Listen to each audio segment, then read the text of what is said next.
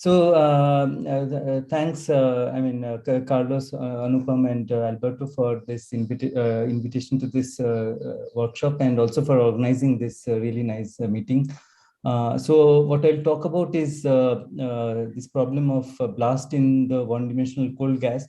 And the basic idea is to do a comparison of direct microscopic simulations of this blast problem. So comparison between direct molecular dynamic simulations and what one predicts from hydrodynamics. So this is the basic problem. Okay, and so this is basically part of the general problem of comparing microscopics and macroscopic physics. So this work is done with the postdoc at ICTS Shubhodip Chakraborty, my student, PhD student Santosh Ganappa, and Paul Krapitsky at Boston.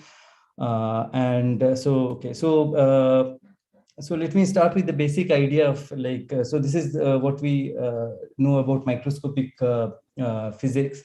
So if you take a box filled with water, and if you look closely, of course, you see these water molecules, and each molecule is basically, if you think of a classical description, then this set of atoms basically follow Newton's equation, mass into acceleration equal to force, or equivalently one can write it in this Hamiltonian dynamics form. One of the important functions which controls this system is this Hamiltonian, okay, which is a function of the microscopic momenta and position of all the particles. Okay, so the microscopic degrees of freedom are the position and momentum of all the particles, and there's this important function, the Hamiltonian, in terms of which we can write the microscopic dynamics of these n molecules inside this box.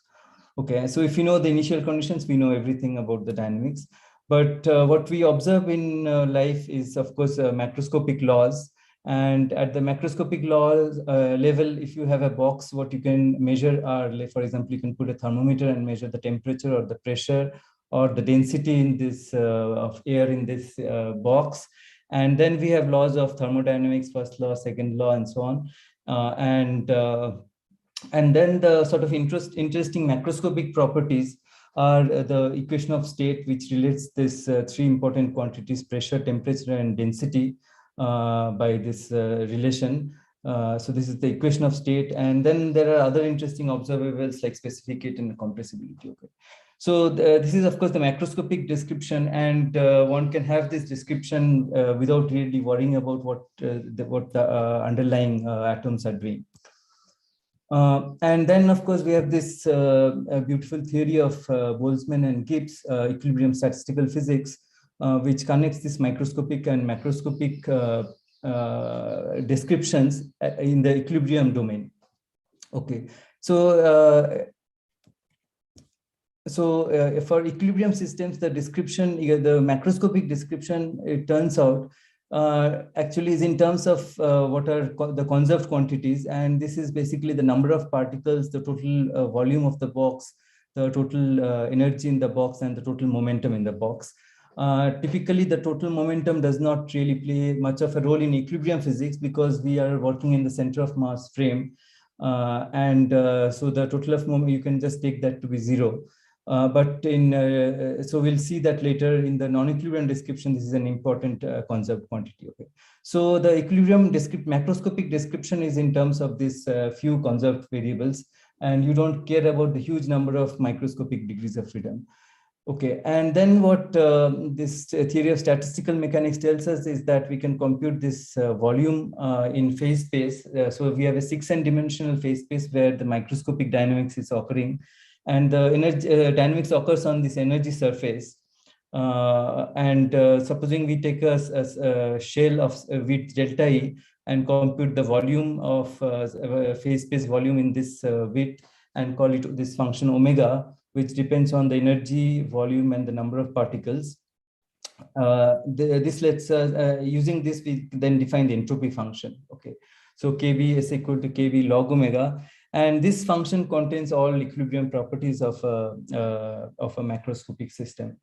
okay, from which we can compute like every possible equilibrium property. Okay, so this is the equilibrium description. Now let us look at non-equilibrium systems. And this could be like water flowing through this pipe, or let's say water boiling inside a beaker, or a cyclone, or a supernova explosion. These are non-equilibrium phenomena. And here, quite often, a very good description is this description of local equilibrium, where what we imagine is, let's say we take this pipe and then divide it into cells of size L, which are sort of quite large, but small on the macroscopic scale, but still contain like maybe 1 million particles or tens of thousands of particles. And and what we imagine now is that we can divide this long tube of, let's say, 1 meter into these small tiny cells, and within each cell we have a sort of local equilibrium description. Okay. And of course, the local equilibrium description has to be in terms of the conserved quantities. So we count what is the number of molecules in this box, what is the total momentum of the particles in this box, and what is the total energy in the box of size L. Okay, and from this description, of course, we can construct corresponding fields, which are the density field, velocity field, and temperature field in this box. And that provides a sort of a different description of this system, which is going to be our hydrodynamic description. Okay, so basically idea is this of local equilibrium. There are these fields which are conserved, and they vary slowly in space and time,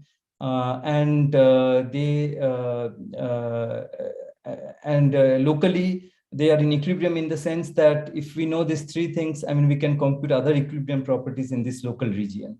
Okay. Okay, so now why these three fields? Because these are conserved fields, they evolve slowly, and their evolution is given by the equations of hydrodynamics. Okay, so this will just see what are the equations. But the main idea is that because they are conserved, they evolve slowly, both in space and time. And the other fast degrees of freedom that we have neglected, they lead to effective dissipation and noise that is seen by the slow fields. Okay, so this, I think, we have already seen in the talk by KG, where he described, where he had a very similar description, and he tried to derive the equations of hydrodynamics, starting using this coarse-grained description.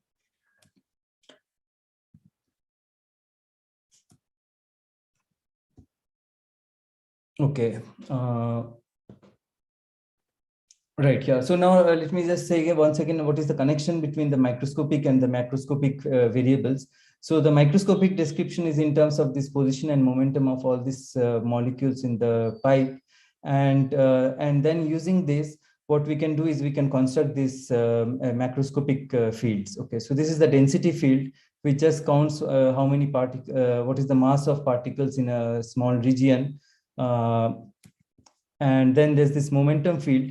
And from the momentum field, one can define a velocity field using this definition. And this is how it's defined. Okay. And then we have an energy field, which is defined like each particle has some energy, and then you put a delta function. So you just count what is the total energy in this local region. Okay, and here we have an average. So what does this average mean? Average, you can think of it as an average over, let's say, so there's an initial condition which for which we can define these fields, and but these fields correspond to lots of microscopic configuration. Okay, so this average can be thought of as an average over the initial microscopic states that correspond to some initial macrostate. Okay, so the macrostate is given by these variables, and this average is over all those initial microstates. Okay, so I mean, so of course, in reality, we need not really do this average, because I mean, in reality, we typically look at a single realization of a dynamics, not an ensemble average, right? So, so this is what I will call the empirical fields, where you don't really do an average over initial conditions. You start with a single initial condition, and you just do a average over some coarse graining in space. Okay, so one of the things we'll actually do is also try to compare what you find from this for this average fields and the empirical fields. Okay, so can we actually see that they are identical when you take large numbers of molecules? Okay, so this is the how how one can try to derive the observed macroscopic fields starting from the microscopic variables. And so we know the microscopic equations. Now, what are the equations for these macroscopic variables, the three fields, which we can take either as density, momentum, and energy, or we can take it as, let's say, mass density, velocity, and temperature. Okay, so these are equivalent descriptions because one can derive one from the other. Okay, so now these are the equations of that this course, the hydrodynamic fields satisfy. And these are basically the equations of due to Euler and Navier-Stokes-Fourier. So these equations were of course written before, like without worrying about the microscopic derivation. So let me explain this equation a bit. I mean, so there are two parts to this equation, the parts which I have colored red and the parts which I have colored black. So the black part is usually called the Euler equations. And it's like a sort of deterministic part, you can think of it as, which and the red part is one can think of it as dissipative parts. Okay, of course this dissipation is not really like you're losing energy. I mean, finally it's a conservative system. It's just energy going from the conserved degrees to maybe the internal degrees, which you don't, which are the fast degrees of motion. Okay, and in fact, what KG was discussing is how to derive this transport coefficient starting from a Hamiltonian description. So this is these are the Navier-Stokes equation, and they are just equations of conservation of mass, conservation of momentum, and conservation of energy. And then there's this pressure term in this equation, which one knows from the equation of state, the equilibrium equation of state. So you need some information from equilibrium physics. And then there's the energy here, epsilon, that's the total energy density. So that consists of, part of it is just the flow of the liquid. And so you separate it out into a center of mass energy and an internal energy. Okay, and the internal energy again depends on the basic fields, the density and temperature through, again, from, we know this from equilibrium physics. Okay, so basically there are these three basic fields, rho, ut, and everything else in this equation is known in terms of this, the pressure, the internal energy, and so on. And on the right hand side, we have these transport coefficients, eta and kappa, which are given from, let's say, linear response. Of course, in one dimension, there's a problem, and this is what one has to do a more sophisticated calculation to derive these transport coefficients. Okay, but these are the bare transport coefficients which are supposed to be finite. Okay, okay, so now these are the hydrodynamic equations. And okay, so now the basic question that we ask is, how good is this hydrodynamic description? So I should say that this rigorous derivation of hydrodynamics equations is sort of, I mean, it's an open problem. There's a very nice review by Isabel Gallagher from Newton to Navier-Stokes. And of course, Boltzmann theory is one approach of trying to derive it in a systematic way as an expansion in a small parameter. And then this recent derivation that we using this projector formalism is one approach of deriving the hydrodynamic equations. But we don't worry in this talk about the derivation. We just want to ask how good is this hydrodynamic description and what are the limits of its applicability.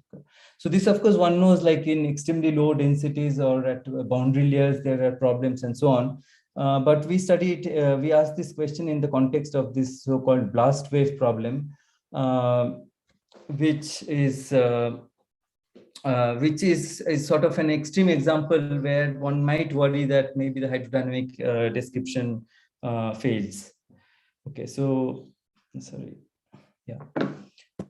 Okay, so I'll now try to explain the what is this blast wave problem. So it's basically an extreme event, and so there are shocks and shock wave fronts and so on. And it's natural to think that maybe there might be some problem with the continuum description. Okay, so let me talk a little bit about the history of this blast wave problem. Any questions? No.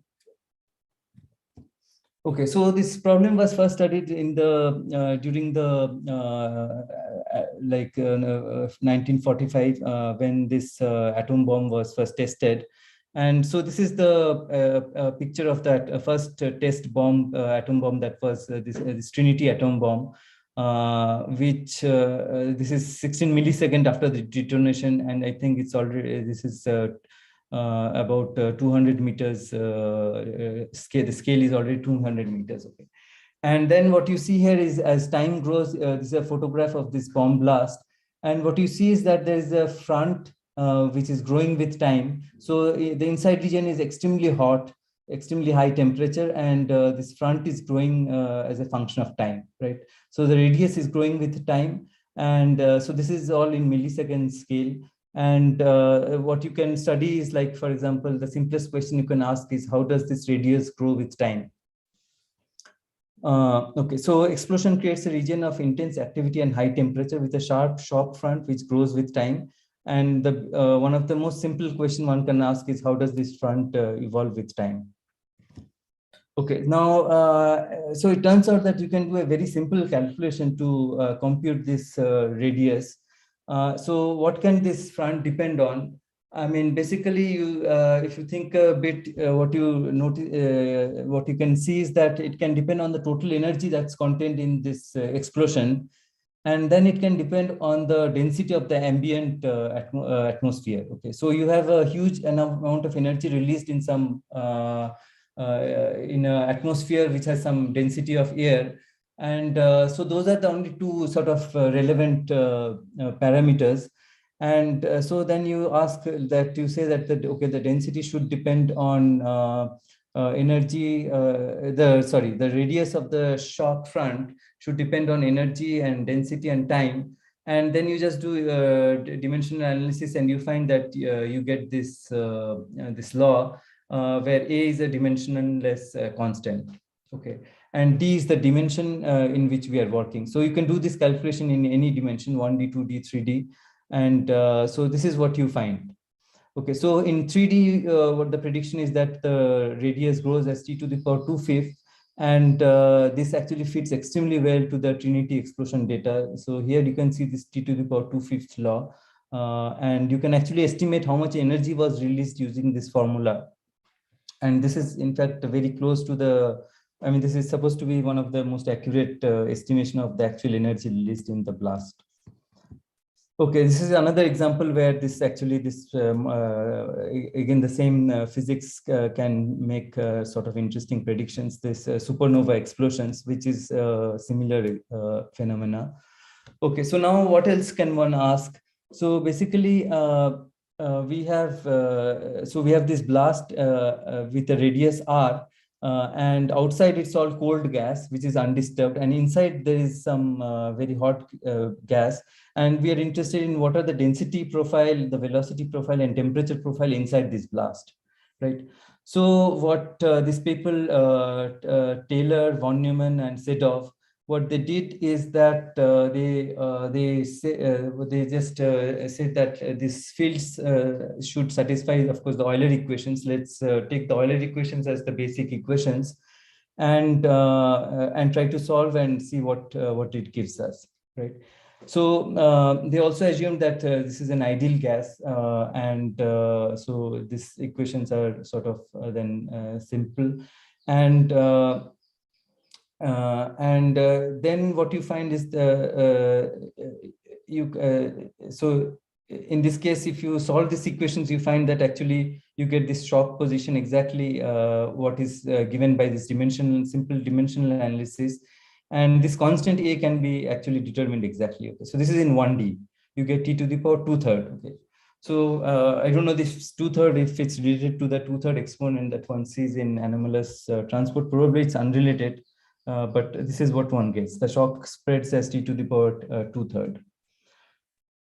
Okay, now, so we also want to know now how does this fields, I mean, behave inside the shock, and so now what I'm talking about is this TvNS solution, Taylor-yon Neumann-Sedov. So it's called the TvNS solution of these equations, okay, with some initial condition, which is this huge blast. So what they found is that at long times, this develops this as a self-similar solution, and basically the solution looks like this. Okay, so the everything depends on a scaled variable, which is x divided by the position of the shock, and so the density is this scaling function g of z. Velocity is this. So we can put this factor x by t, and then there's this dimensionless scaling function v, and similarly temperature. Okay, so these three scaling functions g, v, z completely characterize the long time form of the solution. Okay, and then there's a shock front where there's a sharp discontinuity in these fields.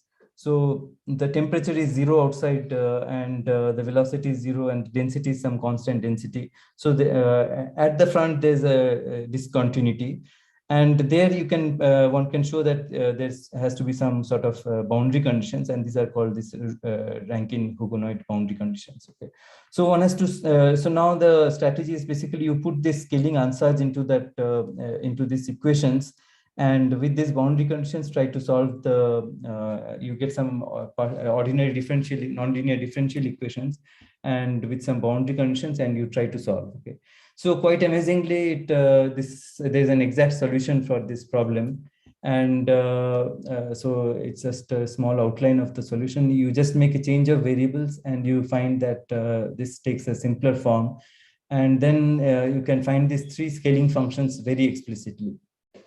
Okay, and also this dimensionless constant. So you get all these funny powers and so on, but it's a completely exact solution. Okay. Okay, so now, so this solution, I should say, is actually possible in any dimensions for the ideal gas, which is actually really quite amazing. Okay, so now let me see, what we want to do is we want to take this exact solution of the profile of these fields and ask, do they match if I do a direct simulation and then compute those profiles, does it agree? How good is this agreement? Okay. So let me talk a little bit about earlier work. Let me just look at time. Okay, I think I'm doing okay in time. Okay, so let me just talk a little bit about some earlier work. Hello, Abhishek. Yeah. There is a question from Sahil. Yeah. But Sahil, you can okay, do it in the chat. Yeah, so he's asking, by slowly varying degrees of freedom, do you mean slowly varying in space or slowly varying in, so these are the conserved variables, so they vary both slowly in space and also in time. Hi Abhishek. Yeah. Yeah, I had a question in the answer that you were using. Yeah. Can you go to that slide, please? Before this, yeah. So here, like for V and T, the power of time T is not fixed by the normalization, because these two quantities have to be normalized, no? Say again. The power of V, I mean, in the second equation for V, the answer that you're using. Second equation, right? Yeah. So V, of course, this you are saying the integral of V should be conserved. Yeah. So like. Yeah. So that, I mean, is ensured because this V integral dx is 0, and this is also 0. If I integrate over x, you are saying it's 0. Right. Yeah. And same for T also. T is not 0, but I mean, T is not a conserved quantity. The energy is a conserved quantity. So this it has this form. I mean, so T, I think, satisfied the continuity equation. No. So energy satisfied a continuity equation. T doesn't satisfy exactly continuity equation. Actually, T. I mean, because T is like derived in some way, right?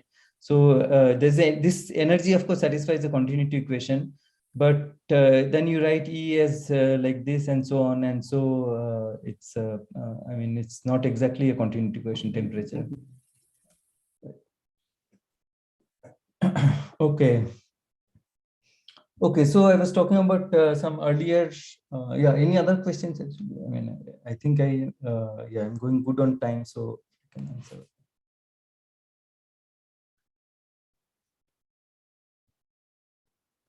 There are some other questions. Yeah, so again, there's a question, if there is a shock front, then the hydrodynamic fields are not slowly varying near the shock front. Yeah, so that is why we might worry that this might be a problem with this particular setup where there is a shock. There could be potential problems in hydrodynamics. So that's one of the things, that's why we look at this particular problem. Okay, so I mean, so earlier work, I mean, has mostly been done in higher dimensions, actually 2 and 3 dimensions. So I mean, one of the first papers was this, where they basically just looked at how this front propagates. They didn't examine very closely the fields inside the blast. And then there were these other papers where they did a more careful investigation of the fields and how they evolve and compare with the TvNS solution. And basically what was the conclusion was in 2 and 3D, it seems there is significant deviations from the predictions of the Euler equations. Okay, so so this is actually one of the motivations why we looked at this more carefully in 1D. Because you find that there's a lot of disagreement. Okay, so this I'm just showing a picture from this paper where you have a two-dimensional cold gas. Initially, there you have hard disks which are all at 0 temperature. Maybe there's almost, I think, 100,000 or maybe 1 million hard disks on this two-dimensional square. All of them at rest and randomly distributed. And then you just set a few particles, you give a lot of energy to a few particles, and then just look at it at different times. Okay, so after some time, you find that you have a blob like this of excited particles. So you can see that inside it's like there's a low density of particles. So initially it was all uniform, but now after the shock has spread for some time, the density at the center is less, at the edges is very high. And this is after some other more time, and this is next time, and this is the last time, right? So we are basically interested in knowing this profile of this blob. Okay, and there's some very interesting work, recent paper again on this higher dimensional stuff, which I'll probably discuss at the end. So we want to basically study this problem in 1 dimensions. Okay, so yeah, so basically because of this disagreement that people have observed, we thought we'll look at the 1-dimensional gas of hard point particles. The advantages are that you can still, so in higher dimensions, you have to work with the spheres like hard spheres or hard disks of some finite radius. But in 1D, you can work with point particles and still get like a very ergodic dynamics, which thermalizes and so on. So this is the ideal point particles with alternate masses, which I think Stefano talked already yesterday. So that and for this, the equation of state is still the ideal gas, right? Even though it's an interacting system, the equation of state turns out still is the ideal gas equation of state. And we have an exact solution, and it's much easier to do simulations, of course. So I just want to say that there's earlier work on sort of similar related problems, again, using this alternate mass gas. By Pablo Hurtado, where they is some sort of breakdown of hydrodynamics. And there what they were studying is like you have a cold gas and you're pushing a piston at a constant velocity. Okay, and then you look at what happens to the gas inside. And you find in this case, actually, there's a shock front which moves not like T to the power 2/3, but it moves ballistically. Okay, and then they find some deviations at the shock front from hydrodynamic predictions and so on. And then there's a paper by Christian Mendel and Herbert on this alternate mass gas, where they study evolution of like this Riemann initial condition, which is like domain wall initial conditions. And there again, the evolution is the shock front evolves ballistically. Okay, so there also there's some comparison with hydrodynamics. Okay, so let me now talk of the details of the microscopic model. Okay, so this is the microscopic model. It's a 1D chain of particles with point particles with two kinds of masses, M1, M2, and so on. And what we want to do is that there's some average density of, and you distribute the points randomly with some average density. And these are the position, momentum, and mass of each particles. Yeah, so particles are M1, M2, M1, M2, and so on. And the dynamics is they just when they collide, they conserve momentum and energy. So after the post-collision velocities and pre-collision velocities are related like this. And the initial condition, so this is important. So everything is at 0 temperature except some particles in here. Okay, so a few particles at the center, you take them to be kind of hot, which means you just choose them from a Maxwell distribution. Okay, at some very high temperature. So actually, the temperature really doesn't matter as long as it's a finite temperature. You can choose this. Okay, and so the initial density, energy density profile might be some Gaussian, given that you choose this microscopic Maxwell distributions. Okay, so this is our initial state, and then we just run the dynamics and see how things evolve. Okay, so this is a snapshot of like if you the space-time trajectories of these particles. So at times this is time at time 0, or the particles in here are excited, and then some particle here is at rest for a long time, and then it starts doing something, right? It starts colliding with so some particle comes and hits it from the left, and then it starts moving, it excites another particle here and so on. So you can see there's a front that is evolving, and inside the particles are doing some random motion. Okay, and so this dashed line that I have here, that is actually this line t to the power 2/3, which is the prediction from the Euler equations. Okay, so you can see that even for a single configuration, this front follows very closely to what the hydrodynamic theory predicts. Okay, actually it's an interesting problem. Like, can one just from microscopics somehow figure this law of R goes as t to the power 2/3? Okay, so now we want to study in more detail what happens to the fields inside. And so once we know our trajectories of the particles, the velocities and moment positions at different times, then we can just construct these 3 fields in our simulation. And this is what these fields, these are heat maps of the fields at, so this is space and time. And so let's look at the temperature. At time 0, this is like very extremely hot. And then what happens is at long times, this is kind of hot. And then at the edges also, it's kind of hot. And in between, there's some region. Okay, so we want to understand what is the temperature profile within the blast? What is the velocity field? Okay, so velocity initially was 0, but then it becomes, there are very fast moving particles near the shock front. And at the center, it's of course, there's no movement. Okay, so we want to understand these fields.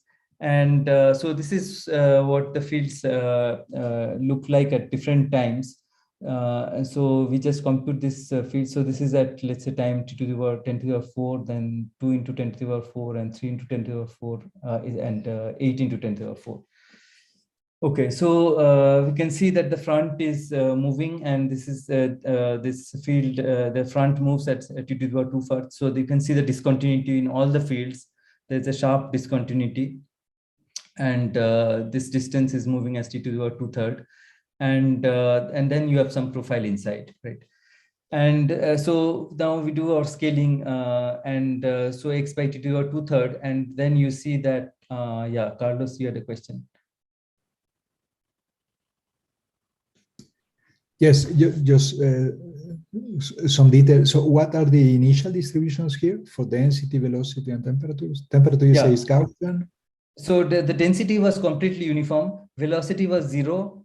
And temperature was, there's some, like you can take, I mean, so the initial profile actually at long times, it doesn't matter. So here what we tried 2 different temperature profiles. One is just a Gaussian temperature profile over some, with some small width, which is very small on this scale. Okay, it could be just like 10 or 20.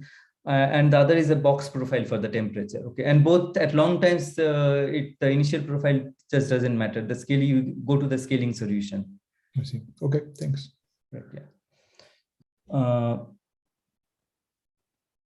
Right, yeah. So someone asked about the velocity field. You can see it's always integrates to 0, right? And this is the density field. It's of course conserved. You can say it's conserved all the time. But the temperature, okay, here it looks maybe conserved, but I don't think it's conserved. Okay, so now we scale this axis x by t to the power 2/3 is this variable z. And you find, and then this from the, we try the TvNS scaling. Okay, so this is, TvNS theory basically tells us exactly how this should scale. And we do that, and you find that you get a perfect collapse. Okay, almost perfect collapse. And on the dashed line out here is actually the analytic solution of the TvNS equation. I don't know if you can see it. But so you can see there's a dashed line, black dashed line, which is the TvNS solution. Okay, so it's almost a perfect fit, except maybe at the front there's some deviation, but actually at larger times it gets better and better. And then there's some deviation at the core, at the blast, core of the blast. Okay, so especially for the temperature, it's very clear. So for the temperature, you can see that the TvNS solution actually predicts, you can see it's kind of going up. So the TvNS solution actually predicts a diverging solution for the temperature, but actually in simulations, of course, you see some finite temperature. Okay, so this is so the first thing we observe is that there is, in fact, excellent agreement with the hydrodynamic, the Euler equation predictions. And what you get from direct molecular simulations, molecular dynamic simulations. And there is some small disagreement which we want to understand, okay, especially at the core. Okay, so yeah, so I already talked about this. Okay, so now we want to understand the deviations. And so then the main, one of the first things one wants to ask is maybe this these terms that we dropped in while taking the Euler equations, maybe these equation terms are after all important. Okay, so these dissipation terms, there's a thermal conductivity and a bulk viscosity. Okay, so are these important? So to answer this, basically we can take our solution and for example, take a look at the ratio of, let's say, this heat conduction term and one of these terms. Okay, so let's say we take this term, ratio of this term and this term. Okay, and put for the actual solution. For the actual means for the TvNS solution. So take the TvNS solution and just compute this number. So is it okay in the scaling limit? Was it okay to ignore this term? Okay. So if we do this, what we find is that actually there's a small region which is, okay, so x less than this t to the power 38 by 93, in which actually these terms are important. Okay, so this number is kind of much less than 2/3. So so there's the size of the blast is something, and then there's a smaller region which is given by this power, where somehow this the diffusion terms cannot be neglected. Okay, so now this power. Question? Yeah, but how do you choose the value of kappa? Yeah. So that's a good question. So so that's one of the main difficulties. Like, how do you know what to choose for the bulk viscosity and thermal conductivity? So okay, so if you do just like in if you use kinetic theory, then there is some prediction for what these things should be. Okay, so that has tells you, for example, that kappa should go as has a temperature dependence as t to the power half. Okay, so so we want to know, of course, these transport coefficients themselves depend on the fields. Okay, they depend on the density and they depend on the temperature. So the temperature dependence is known exactly. I mean, you can actually prove that it's t to the power half. And the density dependence is something that is known from simulations on this alternate mass gas that were done a few years ago by Pablo Hurtado and Garrido. So they had just from simulations, they have some predictions on how kappa should depend on rho and t. Okay, so I think it's rho to the power 1/3 and t to the power 1/2. And then of course there's some coefficient which we really don't know. We just put it by hand. Okay, so that's a problem. So that's one problem in making a detailed comparison with the theory. Yeah. So then this number that you have x less than or equal to t to the power some power, then that will, I think, depend on like what sort of value of that constant. Yeah, exactly. So this funny power that we get is basically comes from the fact that we choose this rho to the power 1/3 and t to the power 1/2. It would change a bit if we took some other powers. Okay, but it's always less than much less than this power is always less than 2/3, like whatever power you choose. So it's a small, so therefore it's always a small core region where these terms are important. Okay, so in the bulk of the blast, these terms can be dropped. It's okay to drop them, but there's a small core region where you need to keep these terms. But this, you're right, and this power completely depends on this the dependence of kappa and zeta on the various quantities. Sir, can I ask a question? Yeah. Sir, how do we measure the bulk viscosity in simulations? No, so okay, so we of course don't measure, and I'm not even sure anyone has measured bulk viscosity in 1 dimensions, but you can measure like some correlation function and like stress correlations, and that that gives you the bulk viscosity. Okay, thanks. Okay. So now we then ask, supposing we keep these terms, and then of course there's no exact solution, but we can solve this numerically. So these are partial differential equations, which for some initial condition you can just solve numerically. So we do that. So this is the NSF equation solution, Navier-Stokes-Fourier equation, which we solve numerically, and then we again look at the long time solution. Okay, and we compare all three: the analytic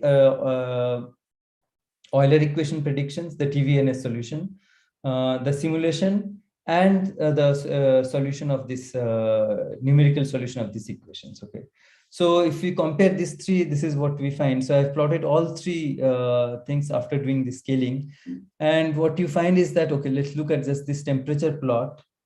Let me look at time. Okay, so if you look at this temperature plot, the red plot is the simulation. This is the Navier-Stokes-Fourier, and this dashed line is the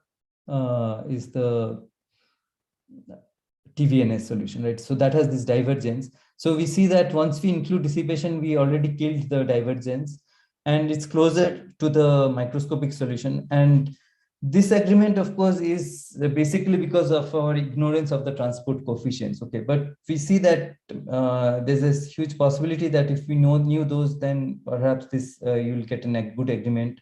Of course, it could also be because of we are still not in the asymptotic regime,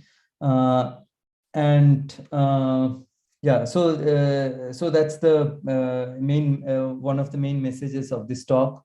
So there's a bulk region where all three agree: the microscopics, NSF, and TvNS, and there's a core region where including the dissipation terms gives a better agreement with the simulations. Okay. Okay, so now we also then asked, I mean, can we understand this? So it's clear that actually there's a different scaling in this core region, right? Because there's no, you see there's no collapse of the data at different times. So the simulation data at different times doesn't collapse. So it's clear that in the core region, there's a different scaling. And to understand the scaling, we basically, we include the dissipation terms. And then you get a difference, you find that there's a different scaling, which we can actually predict. Okay, so this eta is now x divided by this t to the power different power. and you can then try to find the scaling solution in this small in the core region. And we find that, okay, so the scaling function doesn't seem to agree quite well with the simulation, but the scaling, at least the scaling leads to a collapse of the data observed both in simulations and the NSF equations. Okay, so yeah, so right, okay, so this is the so this is the bulk region where you have the TvNS scaling, and then for x much less than x less than this this time scale, you have a different scaling regime. Okay, so there's an inner core and there's the outer scaling regime. Okay, so I think I'm almost done actually. So this is the last, I think the last slide. And here I show something which I find really interesting, which is the evolution of the empirical densities. So, like what I showed so far is like you start with this initial condition, but you average over lots of initial microscopic realizations, and then you can plot your fields. So that's the data I showed so far. But you can also do a different simulation where you just have one initial condition, and then you just create the coarse grained fields and do no other averaging. Okay, so it's a completely single realization. So that's what I call an empirical density. And we compare these empirical densities with the averaged densities. And so this sort of rough curves, they are the empirical, and the smooth curves are the averaged ones. Okay, so you can find that. So here, of course, we have to do this with a much larger number of particles. I mean, so because you need this averaging. But then finally you find that you get this excellent agreement. So it's of course a bit more noisy, but this of course, if you increase the number of particles, this noise will go down and you'll get complete agreement with the averaged fields. Okay, so this is of course what one expects, but I mean, this is good because what we observe in real life are single realizations and not ensembles. And okay, what is this chaos? Right, yeah, and also I want to point out that I mean, in all this, so this is actually non-chaotic dynamics, even though it's quite ergodic. But I mean, so I mean, as far as macroscopic variables are observed, if you start from different initial conditions, you still get the same macroscopic behavior. Okay, so I mean, even if you did this for a chaotic system like FPU, you'd get the same thing. Different realizations don't give you different macroscopic observables. Okay, so in that sense, chaos is not so relevant. Okay, so I just want to conclude. I mean, so basic idea was that there are two descriptions of air in the room, an atomistic and coarse grained description. And are these two sort of always agree? How good is this agreement? This is what we tried to understand. And we tested this for this simple problem of blast wave in 1 dimensions, and for which exact solution of the Euler equations is known. And we find quite a remarkable agreement, unlike what has been the case in higher dimensions. So in this case, at least in the bulk, we find that simulations and Euler predictions agree completely. And then there are some deviations, which we think is because of the dissipative corrections. And one of the interesting things is that there are two scaling regimes, bulk scaling and the coarse scaling. And this is one of the difficulties in getting like better agreement between microscopics and macroscopics, that we don't know the transport coefficients so well. This is one really nice result in in higher dimensions, this recent paper, where they look at both the 2-dimensional and 3-dimensional hard sphere system. And what they find is that the simulations actually agree completely with the Navier-Stokes-Fourier equations, but there is a huge disagreement with the Euler predictions. Okay, so even the position of the, so the scaling is exactly what the Euler equations predict. But for example, the position of the shock front and so on, they're quite different. And the scaling functions are also very different from the Euler predictions. Okay. So this, I think, is something which is a sort of an important unresolved problem. And then understanding this, so we can solve the core and the bulk regimes using the scaling things. How to match these two solutions is also sort of an interesting problem. Okay, so these are the references, and thanks for that. Thank you, Abhishek. This nice talk. So we have some good amount of time for some questions. Yeah, Matteo. Hi. So thanks for the nice talk. Just one very general question. I don't know how it's closely related to the content of your talk. So you mentioned in your last slide that the main difficulty, as far as I can read, transport coefficients are not known exactly, right? So my question is whether what is known from kinetic theory, mainly the Chapman-Esper expansion, can be of any help in this effort. Right, yeah. So actually in higher dimensions, the transport coefficients are known as in some, like, I think, so at least in low densities, you know them pretty well. And that's something that is actually used in these papers, for example, in higher dimensions. So one can, I think one can trust those, at least at low densities, you know them quite well using the kinetic theory results, the transport coefficients. But in one dimensions, this is a problem because they would give like diverging. If you just, I think kinetic theory would be less, would not be reliable. Okay, thank you. Carlos. Yes, yeah, I have another. What are the fluctuations? No, like for instance, the front of the shock wave. Like if you compare one realization, you have a rough surface of the front. Are they known how these fluctuations behave? Right. So we looked at the how the fluctuations of the front, and in this case, actually, they don't grow with time. So yeah, it stays, the front stays quite sharp. So this is again different from what Pablo found for the piston problem. There the shock spread diffusively. Okay, so there was a ballistic front which grows sort of diffusively. But here in our case, we looked at how it scales with time, but it doesn't. It just stays sharp. It does not. I see. Interesting. Thanks. Eli?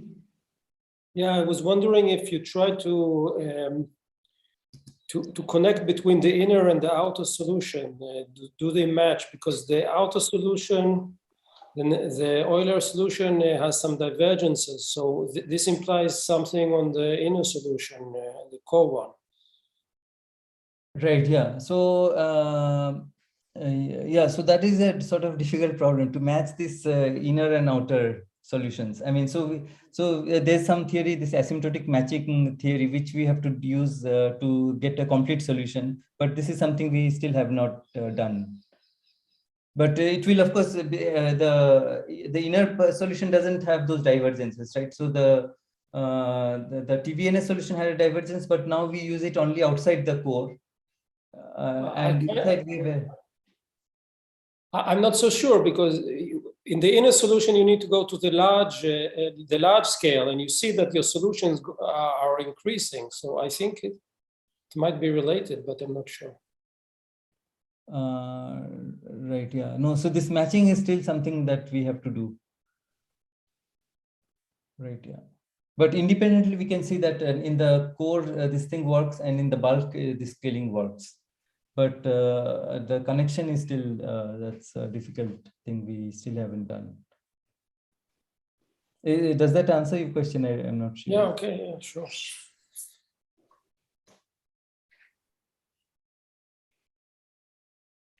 So, Abhishek, I have some question. So can you show me this plot where you are comparing the simulation data with the this one density. So maybe I've explained. So after scaling, why does this rho tilde become negative? I think maybe this is just subtracted or something. I see. Yeah, I think this is subtracted from 1.5 or something like, yeah. Okay, so from the from the Right. rho infinity, it is rho infinity. Yeah, we subtract rho infinity and then do the scaling. I see. And another question I have is, suppose if we want to do it on FPU chain, so you have some short range interactions. So then the Euler equations, this current terms, you have to use this nonlinear fluctuating hydrodynamics. You have to use that. No, so if you do it for Euler equations also, so like, okay, so there are two ways. I mean, one can write these equations. One is in the fluid description, which we are using here, or the lattice description, which is usually what is done in nonlinear fluctuating hydrodynamics, but they're kind of almost equivalent, like, Yes. I mean, yeah, but then I don't think we have to include the fluctuations. You just need the dissipation terms to understand the last problem. Yeah. Okay. Right. But otherwise, you can use exactly those same equations to understand the blast in the FPU problem. Okay, so if I just neglect the noise term and everything else, if I use and solve it numerically, I expect you think that it should match with the simulation. Right. Yeah. It should. Yeah. Again, of course, there also we don't know the dissipation constant so well. Yeah. So my next question is related to that. So as in KG's talk, if you are there, Herbert was asking, pointing out that if one can compute those things for alternate mass or this thing. So I'm asking the same question. Maybe one can probably compute those using the technique that KG and others developed for alternate mass to at least see the density and temperature dependence using those techniques. Right. Yeah. No, I think, so it's right now it's not clear to me whether FPU or the hardpoint gas is easier to do for this. I think probably the hardpoint gas might be easier to compute this. Of course, we haven't done the calculation for the hardpoint gas for the diffusion constant, but it should be very similar probably.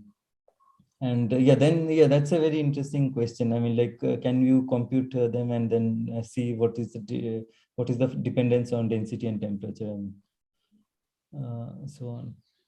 I think you need you have to know the entire rho T dependence to use in hydrodynamics. That is the difficulty. Yes. So Eli, you had another question. Your hand is still up. I mean, you use two masses, right, in your model? Yeah.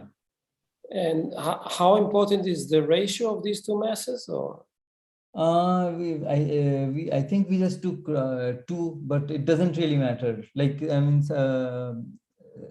you can take anything which is not 1 is good enough. If you are very close to 1, then like Stefano discussed yesterday, you have some issues, but any ratio is good enough. I think for question. Sorry. There are many experiments where in Bose-Einstein condensation where they do time of flight, so they expand the wave packet, the packet of particles. But there usually you have an expansion into kind of a free space, I would say. So there's a core where you have interactions, but then eventually you go into kind of free evolution. So I guess this is not at all relevant. There's no. No, I mean, it's kind of the same problem, but it's just that the initial condition is a bit different. Like the density is completely 0 outside, and you start from some. Yeah, but you had that this rho infinity at the beginning was not 0, so. Right. Yeah. So it's a bit. The solution would be a bit different, but. You think a bit? I mean, I would totally different. I mean. It might be totally different. I think it will eventually expand ballistically, and I don't know if there are some short times where you'll see something like yours, but eventually you expand into vacuum and like in a supernova, and nothing is stopping you, and the particles become like non-interacting, so you just move ballistically. But maybe for shorter times when you are dense, there is some relation. I'm simply wondering, because there are many experiments on that. You can check these things in these experiments, but anyways. Okay, yeah, I mean, yeah, no, that's an interesting question. I mean, yeah, but I'm not sure it will be ballistic.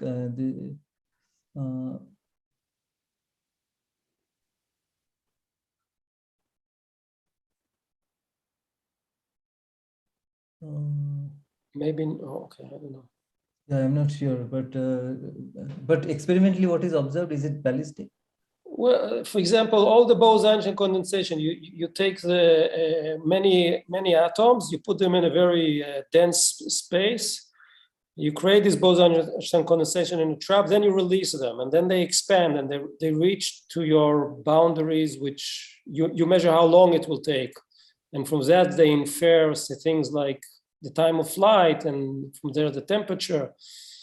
But essentially, it's like a blast, where they release the trap and they Right, yeah. expand. But I wonder if they looked at how this radius of the thing grows. I don't know, but I think they assume it's ballistic, and that's how yeah, they assume it's ballistic. I'm not saying it is ballistic, but because then they say, okay, if it arrived to my detectors in some time or something like that, it gives you a measure on the temperature, and then that's it. I mean, that's what they do. Maybe, but again, maybe this will depend on distance and where is the detector. I mean, right, yeah, okay. and how dense you are at the beginning and all these things. But some effects that you are talking about should be there, maybe. Right, yeah. Just a thought. If the rho infinity, if there is no rho infinity, then maybe that scaling argument will also not work, right? If it is no, yeah, everything has to, it will change, right? Yeah. Yeah, because if you put rho infinity equal to 0, you get some strange thing. Yeah. Which, yeah, it could be ballistic. Yeah, I'm not sure, but one has to basically look at. Yeah, but yeah, it's a definitely interesting thing to check. I was also wondering a little bit. You have an initial condition. Does it have to be non-analytical to define the blast, or no? It's not so important? No, like even if a smooth profile is good enough. Oh, yeah, even a smooth profile is good. I mean, like Gaussian. So we took a tabletop, like a square well initial condition and a Gaussian, and both at long times, they both go to the same.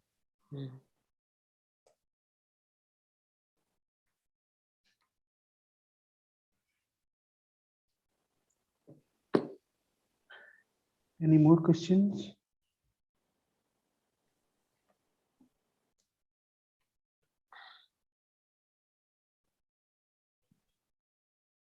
Okay, if not, let's thank Abhishek once again for this wonderful talk.